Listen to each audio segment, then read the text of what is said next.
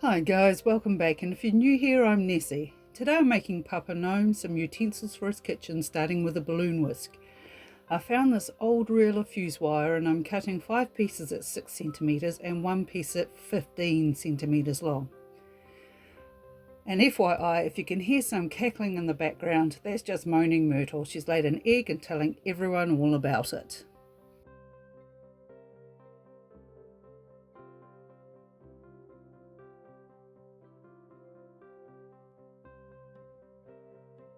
The short pieces are going to make the whisk part, and I'm bending them over my dotting tool so they all have the same size bend to them.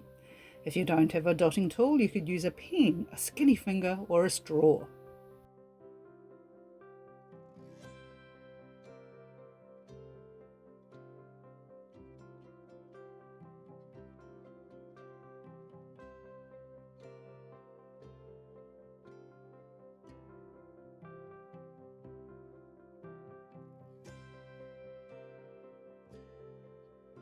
Now gather up the bendy bits and spend about the next 2 days trying to arrange them to look like a whisk. They will suddenly move position and flatten out instead of staying in a rounded formation, but persist. You can master the whisk. I believe in you. Just make sure no small children are in earshot of any colourful language.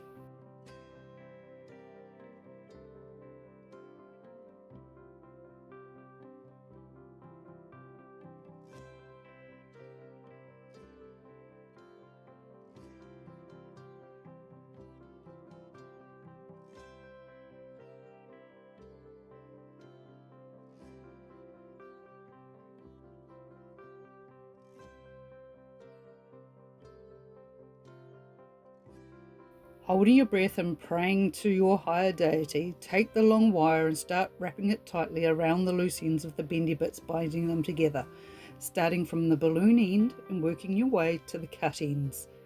Let me know if any of these utensils that I make today have different names where you live.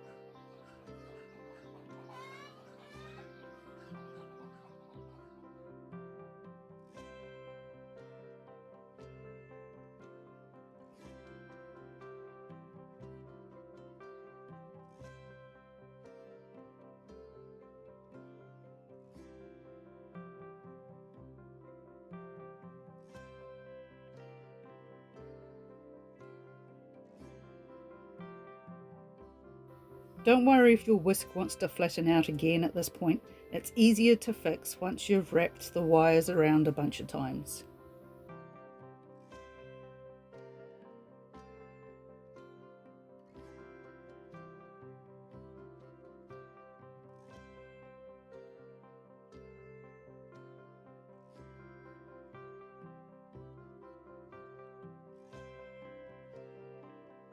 Don't forget, a full list of all the materials used in this video is in the description below. And while you're at it, check out the link to my Nessie Monster merch, where you can buy the cute designs I've created on stickers, t-shirts, mugs, phone cases and more.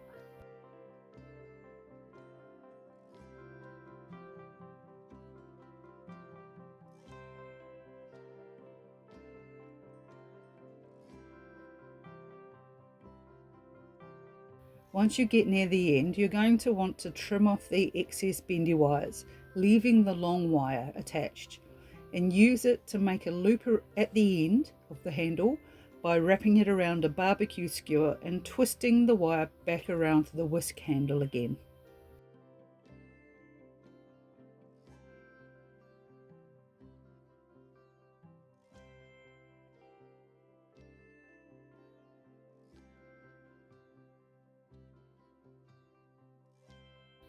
This makes a perfect loop to hang the whisk up if you so desire.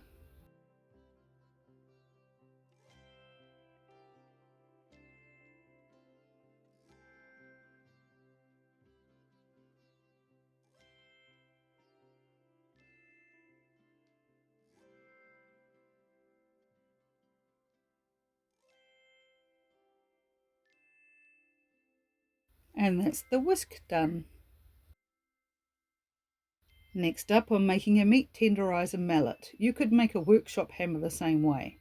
I'm using a piece of 7mm dowelling for the hammerhead.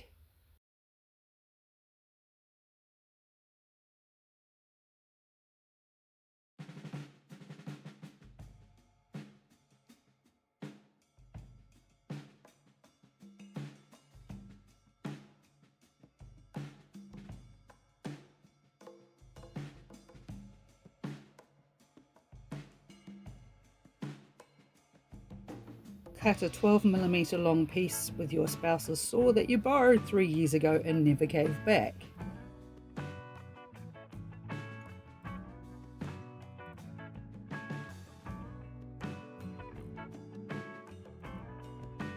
Give the edges a tidy up, you don't want wood splinters getting in your meat.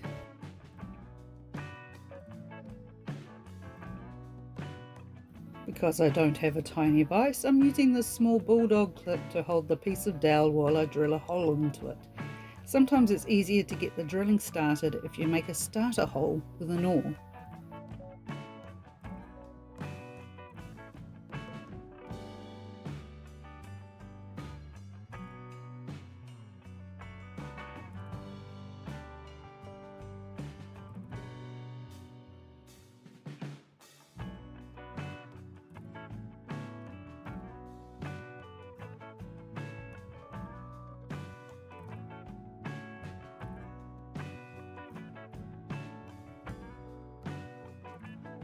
Dry fit a barbecue skewer to make sure you'll be able to wedge it in there before cutting a piece off for the handle.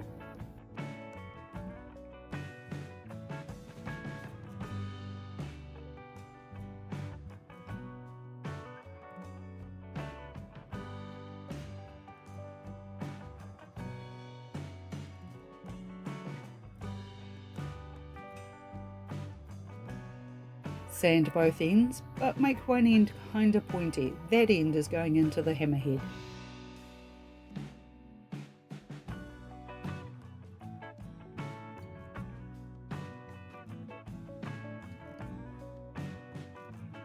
With the tiniest drop of tacky glue, push the handle into the hammerhead and resist the urge to fiddle with it too much, but do remove any excess glue.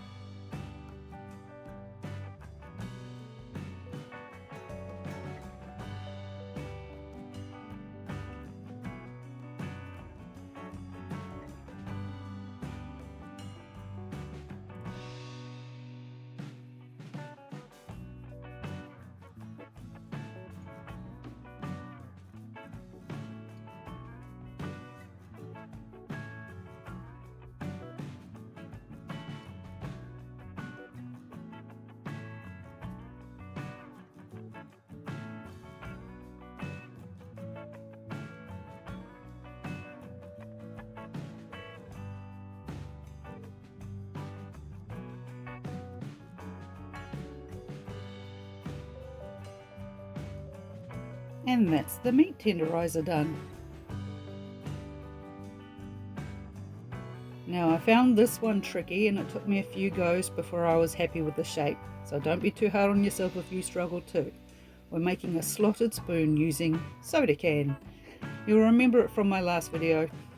Start off making a circle bigger than you think you need.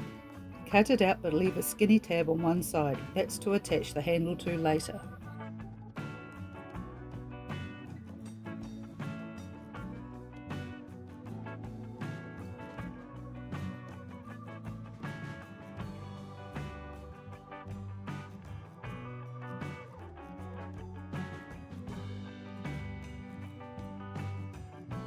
Now you've cut it out, it'll magically look smaller than the circle you made, so move from hole to hole in your stencil and keep shaping the circle to make it more spoon-like.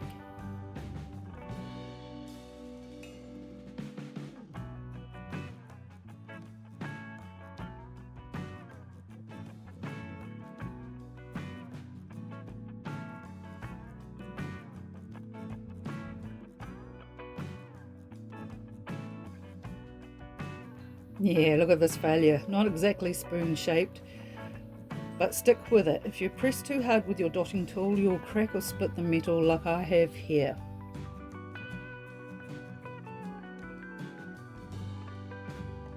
So keep trying, and with a little work you can get a nice spoon shape like this one, and I poked some holes in it with my awl and painted the back silver. The handle for the spoon is a 2 cm length of coffee stir stick split down the middle, and I beveled one end of each piece to go at the spoon head end. I added a tiny drop of super glue to the inside of each of the beveled ends of the handle and stuck the spoon head to one before adding tacky glue to the rest of the wooden handle. Then I pressed the other side of the handle on and clamped them together with a bulldog clip.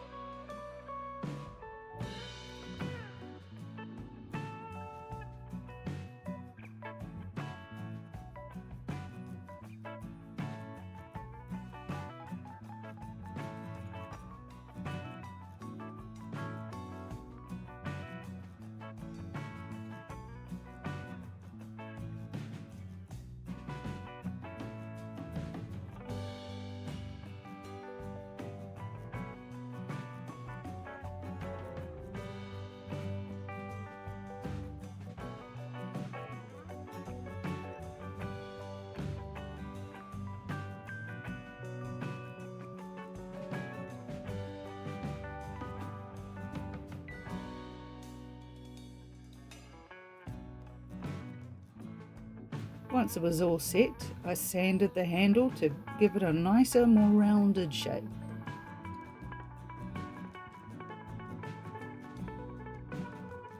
And that's the slotted spoon done.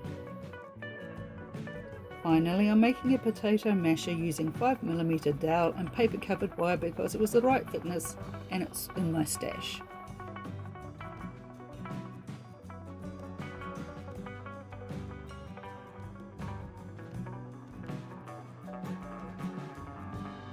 Do not fear for my finger here. I know it looks like I'm about to chop it off, but it was perfectly safe and just trying to keep the dowel piece from flinging off into oblivion.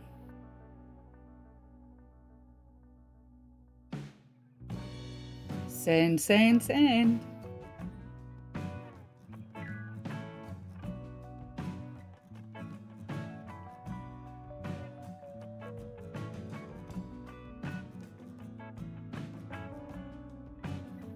Stab 2 holes into one end of the dowel, trying not to stab your own hand. You are aiming for something that resembles a tall button or a cute piggy nose.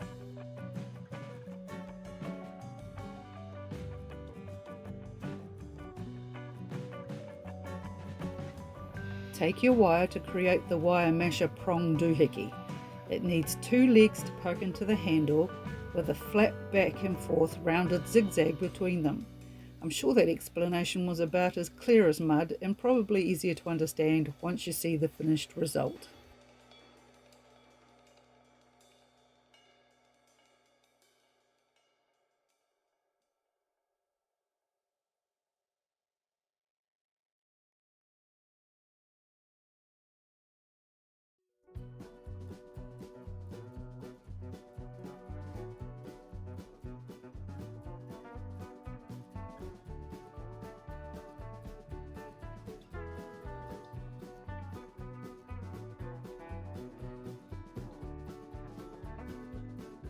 Try to keep your rounded zigzaggy bit evenly sized.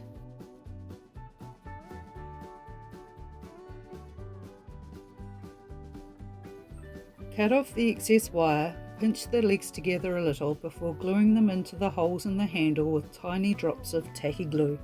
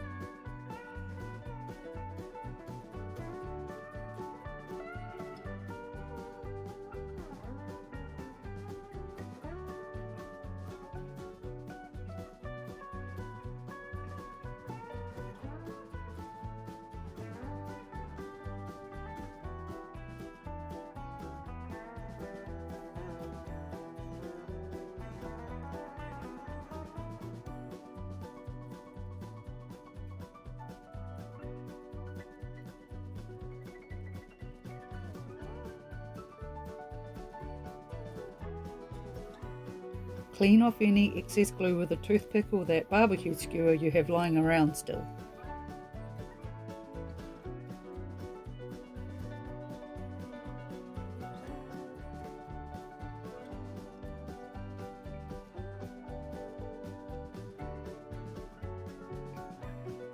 I have no idea how I end up with such glue-covered hands at the end of the day. None whatsoever.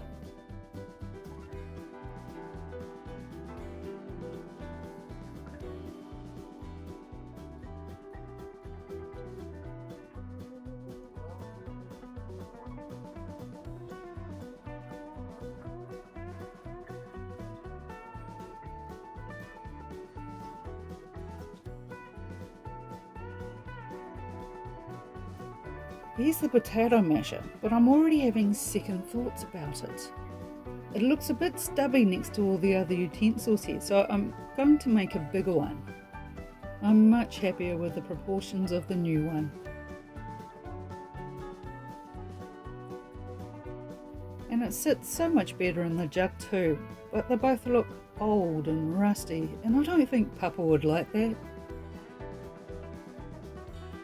I'm going to remedy that problem with a little silver paint. They won't look brand new, but they will look clean and food safe for the gnome family to use.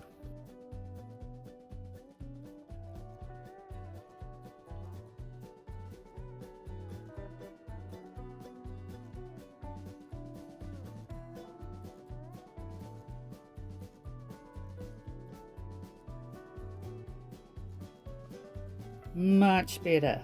So let's go check out the final results.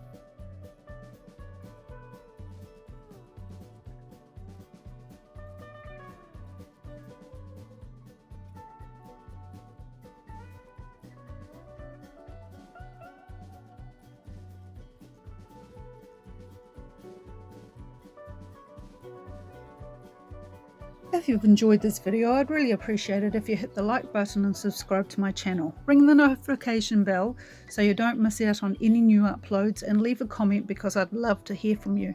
It really helps my channel to grow. If you want to share your own crafty ideas and projects, join my Facebook page called Nessie Monster Crafts. We have Fun Day Fridays where we can all show off our latest works in progress. If you can afford it, please consider buying me a coffee. Links for both my Facebook group and coffee account are in the description below. Thanks for watching, and I'll see you next time. Bye!